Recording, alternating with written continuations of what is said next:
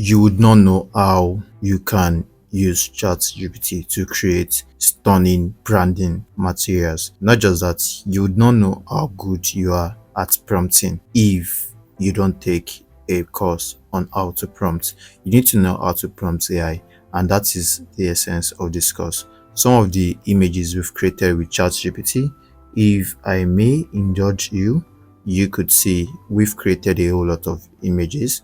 So these are some of the things we've created with ChatGPT. And look at this shirt design for an instance. You could see this is one of those things we've created so far with ChatGPT. And this course would actually show you how to do wonderful stuffs like this. So not just that, look at a logo on a shirt on a model. This was created with ChatGPT. Yeah, that's the essence of this particular course. You could create something as stunning as this. This was created with ChatGPT. You will not believe me until you take this course. And that is just the essence of you taking a prompt engineering course and how to prompt using just ChatGPT. And it has to be the free version. Yes, we did all this using the free version of ChatGPT. And this course would lay all this out for you, how to create stunning designs from reference images. So for instance, this particular bag has a reference image, and this is the particular reference image. No, not this.